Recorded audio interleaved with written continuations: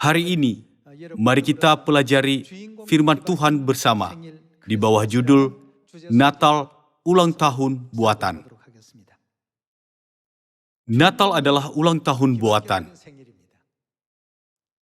Tanggal lahir Dewa Matahari diubah menjadi hari kelahiran Yesus, dan seluruh dunia menganggap Natal sebagai hari kelahiran Yesus. Jika kita memahami bahwa ada komplotan rahasia kejahatan besar yang tersembunyi dalam Natal untuk membuat semua orang menyembah dewa-dewa lain, apakah kita boleh mengakui Natal begitu saja? Tentu saja tidak boleh mengakuinya. Oleh karena itu, mari kita melihat tentang Natal dari sudut pandang sejarah, sudut pandang agama, dan dari sudut pandang bersifat perdagangan, komersial sekarang ini. Hari ini, mari kita lihat asal mula Natal, lalu perintah Tuhan dan perintah manusia. Pertama, mari kita lihat asal mula Natal. Pada bulan Desember, seluruh dunia heboh karena Natal. Lagu-lagu Natal terdengar di mana-mana, seperti di jalan dan di mal. Tanpa peduli, percaya Tuhan atau tidak, mereka bersukaria dan menyanyikan lagu Natal yang bertema kelahiran Yesus. Nah, sekarang saya ingin memberi Anda sebuah kuis tentang khotbah hari ini. Natal adalah ulang tahun siapa? Orang-orang berpikir itu adalah hari kelahiran Yesus Kristus. Bagaimanapun, ternyata Natal bukanlah hari kelahiran Yesus. Natal adalah hari ulang tahun Dewa Matahari Mitra. Dari kalian ada yang pernah mendengar tentang Dewa Matahari Mitra, tetapi nama itu sangat asing bagi banyak orang. Siapakah Dewa Matahari Mitra? Mitraisme percaya pada Dewa Matahari Mitra, dan agama itu populer di Kekaisaran Romawi di mana Natal dimulai. Mitraisme berasal dari Zoroastrianisme di Persia dan diperkenalkan ke Roma pada abad pertama sebelum Masehi. Dewa Matahari Mitra digambarkan sebagai dewa yang tak terkalahkan, abadi, dan dewa termuda. Dewa Matahari sangat populer di kalangan bangsawan dan keluarga kerajaan dan menjadi dewa pelindung Kekaisaran Romawi.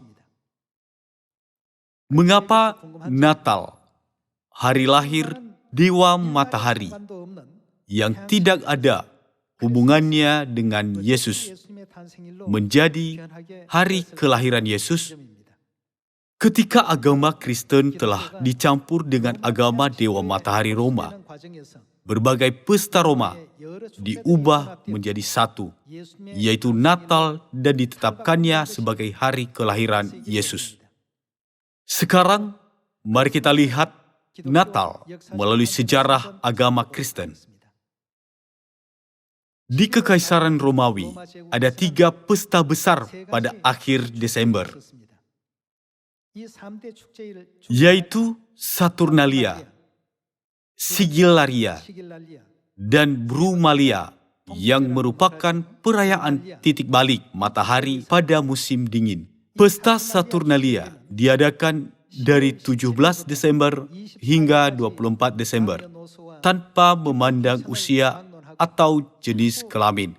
Semuanya menikmati pesta pora. Pesta Sigillaria diadakan pada hari-hari di akhir Desember ketika anak-anak menerima boneka sebagai hadiah. Pesta Brumalia adalah perayaan titik balik matahari musim dingin untuk memperingati kelahiran Dewa Matahari. Dalam sejarah agama Kristen, jelas tertulis bahwa Natal adalah sebuah pesta yang telah menyerap ketiga adat tersebut. Perayaan Natal berasal dari agama dewa matahari Romawi yang tidak ada hubungannya dengan Yesus. Di buku A Line Handbook The History of Christianity ada tertulis, gereja Kristen mengambil banyak ide dan gambaran penyembah berhala. Misalnya dari penyembahan matahari muncul sebagai perayaan kelahiran Kristus pada tanggal 25 Desember, hari kelahiran matahari. Buku ini menunjukkan bahwa Natal hari raya agama Dewa Matahari diubah menjadi hari kelahiran Yesus. Dan Ensiklopedia Britannica mencatat bahwa 25 Desember bukanlah hari kelahiran Kristus, tetapi hari kelahiran Dewa Matahari, dan bahwa Natal berasal dari pesta agama kuno bangsa lain. Pada masa Paus Julius pertama, seluruh negeri merayakan Natal pada tanggal 25 Desember secara resmi. Perayaan dan kebiasaan Natal menjadi umum dan mulai diperkenalkan dan terkenal luas. Contoh khas dari merek dagang yang mulai perkenalkan Natal adalah Sinterklaas yang menjadi simbol. Sinterklaas berasal dari Nikolas yang tinggal di kota Patara Lycia di Asia Kecil pada tahun 270 Masehi. Dia selalu melakukan perbuatan baik secara rahasia. Suatu hari, Nikolas mendengar tentang 3 anak perempuan yang tidak mampu menikah karena tidak punya mahar. Kemudian dia diam-diam menjatuhkan sekantong emas ke cerobong asap rumah mereka, dan kantong itu jatuh ke dalam kaus kaki yang digantung di perapian. Inilah kisah yang memulai kebiasaan menggantung kaus kaki dan menunggu hadiah pada malam Natal. Pada malam Natal tahun 1822, Sinterklaas pertama kali muncul dengan mengendarai kereta luncur yang ditarik oleh rusa kutub, seperti yang dibayangkan orang saat ini. Ini dimulai dengan puisi The Visit of Santo Nicholas yang ditulis oleh teolog Clement Moore di New York. Sinterklaas tinggi dan kurus, tetapi menjadi gemuk oleh kartunis abad ke-19 bernama Thomas Nast yang menggambar ilustrasi Natal selama 20 tahun. Kemudian, setelah perusahaan Coca-Cola menggambarkan Sinterklaas dengan janggut panjang dan pakaian merah dalam sebuah iklan pada tahun 1931, itu menjadi ciri khasnya. Jadi, beberapa orang di Eropa mengatakan bahwa iklan Coca-Cola dan Sinterklaas tidak ada hubungannya dengan Natal, kelahiran Yesus. Seperti yang kita lihat, Natal tidak ada hubungannya dengan Yesus. Itu adalah hari ulang tahun Dewa Matahari, dan itu hanya sebuah produk dagang. Soalnya mereka yang mengaku percaya kepada Tuhan pun tidak tahu tentang hal ini sama sekali. Namun, ajaran Alkitab dengan tegas menjelaskan tentang mereka yang merayakan Natal, hari kelahiran Dewa Matahari. Mari kita membuka kitab Matius pasal 15 ayat 7. Hai orang-orang munafik, benarlah nubuat Yesaya tentang kamu. Bangsa ini memuliakan aku dengan bibirnya, padahal hatinya jauh daripadaku. Percuma mereka beribadah kepadaku, sedangkan ajaran yang mereka ajarkan ialah perintah manusia. Menurut Alkitab, jika mereka menuruti perintah manusia, ibadah mereka berada dalam kesia-siaan. Dengan kata lain, meskipun seseorang dengan setia percaya kepada Tuhan, jika dia mematuhi perintah manusia, kepercayaannya tidak ada artinya. Perintah manusia di sini adalah perintah yang dibuat oleh manusia. Perintah manusia sama sekali tidak ada hubungannya dengan Alkitab atau dengan kehendak Tuhan. Akan tetapi, perintah-perintah Tuhan diberikan oleh Tuhan dan itu sungguh tertulis di dalam Alkitab. Mari kita lihat contohnya di dalam Lukas pasal 22 ayat 15. Katanya kepada mereka, "Aku sangat rindu makan Paskah ini bersama-sama dengan kamu sebelum aku menderita." Lalu ia mengambil roti, mengucap syukur, memecah-mecahkannya dan memberikannya kepada mereka, katanya, "Inilah tubuhku yang diserahkan bagi kamu. Perbuatlah ini menjadi peringatan akan aku." Demikian juga dibuatnya dengan cawan sesudah makan. Ia berkata, "Cawan ini adalah perjanjian baru oleh darahku yang ditumpahkan bagi kamu." Sungguh ini adalah perintah Tuhan yang tertulis di dalam Alkitab. Kemudian mari kita baca Lukas pasal 4 ayat 16. Ia datang ke Nazaret tempat ia dibesarkan. Dan menurut kebiasaannya pada hari Sabat, ia masuk ke rumah ibadat lalu berdiri hendak membaca dari Alkitab. Kisah Para Rasul pasal 2 ayat 1 kita baca. Ketika tiba hari Pentakosta, semua orang percaya berkumpul di satu tempat. Tiba-tiba turunlah dari langit suatu bunyi seperti tiupan angin keras yang memenuhi seluruh rumah di mana mereka duduk. Dan tampaklah kepada mereka lidah-lidah seperti nyala api yang bertebaran dan hinggap pada mereka masing-masing. Maka penuhlah mereka dengan Roh Kudus, lalu mereka mulai berkata-kata dalam bahasa-bahasa lain, seperti yang diberikan oleh Roh itu kepada mereka untuk mengatakannya. Dan di dalam kitab Yohanes, pasal 7 ayat 2, kita bisa melihat Hari Raya Pondok Daun. Yohanes pasal 7 ayat 2 kita baca. Ketika itu sudah dekat hari raya orang Yahudi, yaitu hari raya Pondok Daun. Dan pada hari terakhir, yaitu pada puncak perayaan itu, Yesus berdiri dan berseru, "Barang siapa haus, baiklah ia datang kepadaku dan minum. Barang siapa percaya kepadaku, seperti yang dikatakan oleh kitab suci, dari dalam hatinya akan mengalir aliran-aliran air hidup." Yang dimaksudkannya ialah roh yang akan diterima oleh mereka yang percaya kepadanya. Seperti yang kita lihat, perintah-perintah Tuhan seperti hari Paskah, hari Sabat, hari Pentakosta, dan hari Raya Pondok Daun, semuanya tertulis di dalam Alkitab. Alkitab juga mengajarkan pentingnya menaati perintah-perintah Tuhan. Mari kita baca Yohanes pasal 14 ayat 15. "Jikalau kamu mengasihi aku, kamu akan menuruti segala perintahku." Mari kita baca 1 Yohanes pasal 2 ayat 3. "Dan inilah tandanya bahwa kita mengenal Allah, yaitu jikalau kita menuruti perintah-perintahnya. Barang siapa berkata, 'Aku mengenal Dia,' tetapi ia tidak menuruti perintahnya, ia adalah seorang pendusta dan di dalamnya tidak ada kebenaran." Orang yang mengasihi Tuhan, menaati perintah-perintah Tuhan, bagaikan anak yang setia, menaati orang tuanya. Melalui dua ayat ini, kita harus mengingat ajaran Alkitab bahwa orang yang melakukan perintah manusia tidak percaya kepada Tuhan, serta tidak mencintai Tuhan. Kalau begitu, apakah Natal adalah perintah Tuhan atau perintah manusia? Kita perlu memikirkannya. Alkitab tidak menyebut tanggal pasti kapan Yesus telah dilahirkan.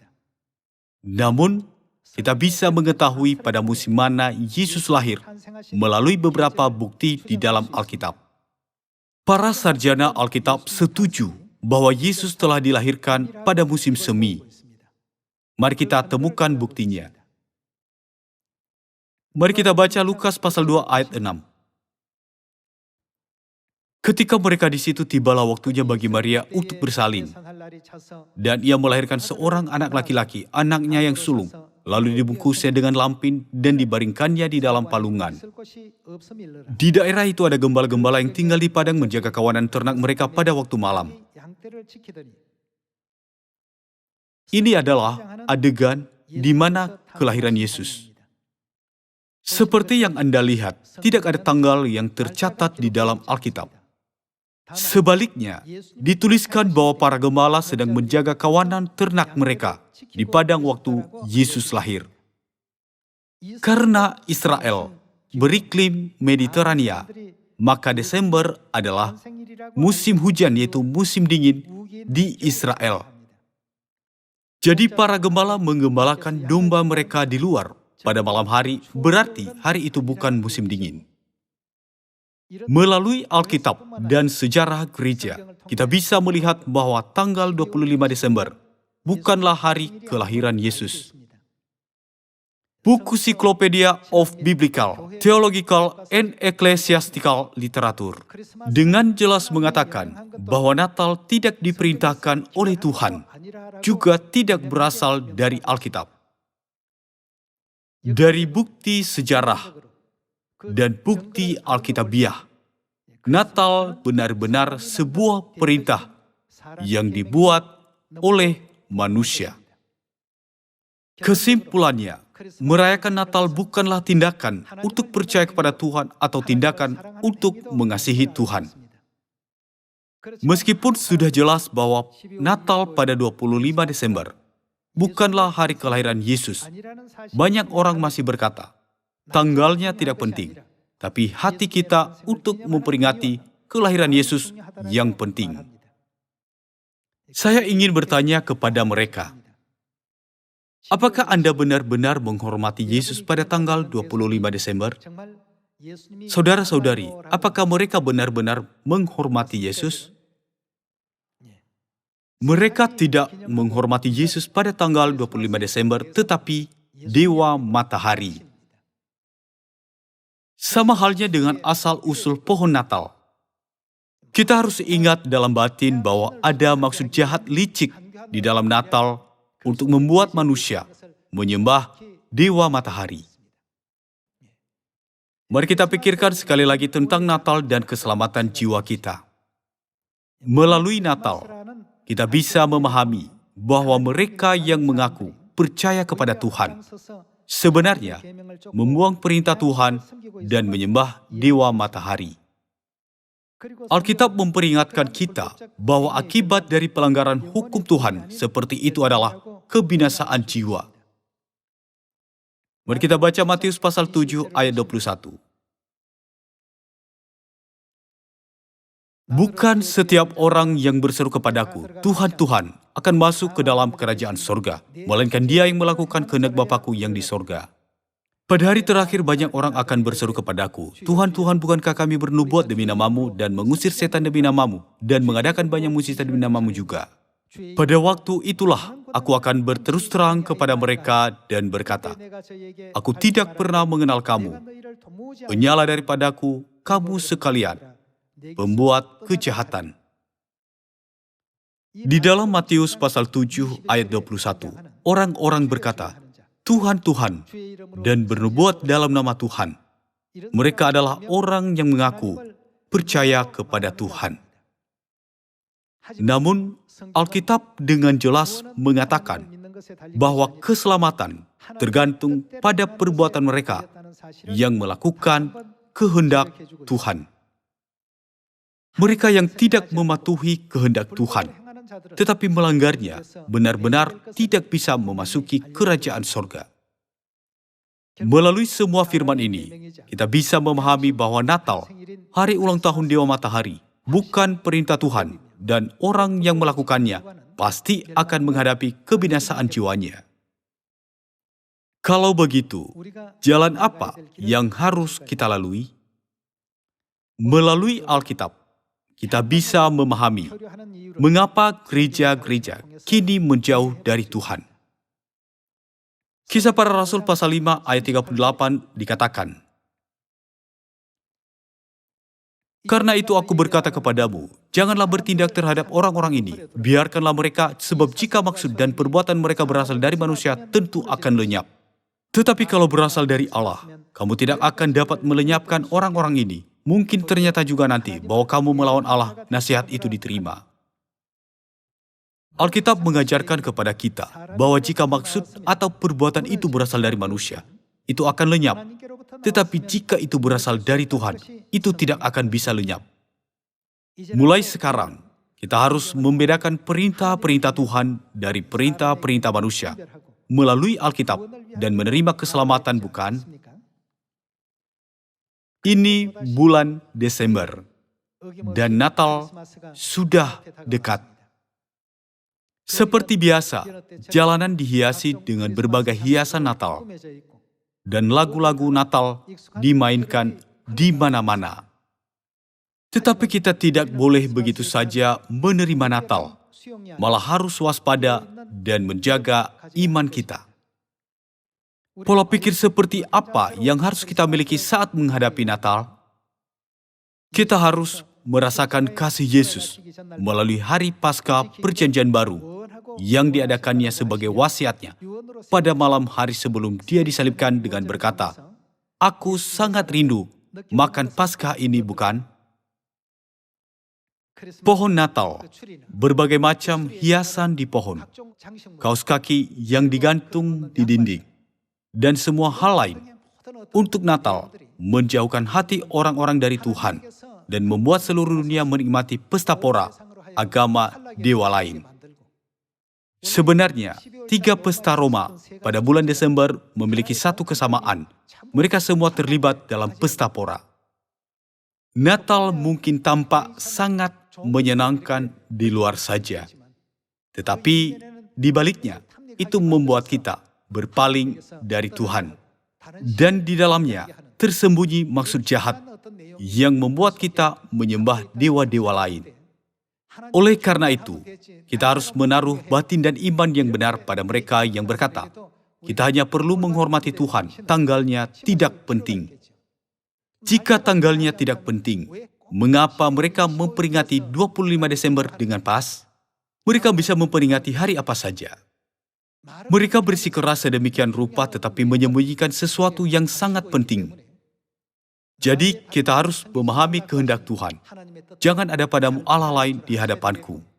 Juga, kita harus ingat bahwa Natal adalah sebuah upacara keagamaan. Kita tidak boleh setuju dengan apapun tentang Natal dan tidak boleh dipengaruhinya sama sekali. Meskipun kita tahu betul tentang kenyataan Natal, mari kita sekali lagi mengukir kehendak Tuhan di hati kita dan memberitahu orang lain yang belum tahu kenyataan Natal, agar kita bisa membawa mereka kepada keselamatan dan ke sorga. Selain itu, kita harus bersyukur selamanya kepada Tuhan Elohim, Bapa dan Ibu, yang mengizinkan kita untuk membedakan mana yang benar dan mana yang palsu. Jika Bapa dan Ibu tidak mengizinkan kita untuk membedakannya, kita juga akan ambil bagian dalam Natal dan pergi ke neraka, bukan? Bapa Ansanghong dan Ibu Surgawi telah memanggil kita agar kita bisa kembali ke Sion.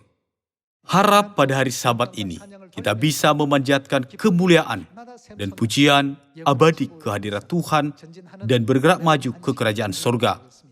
Terima kasih.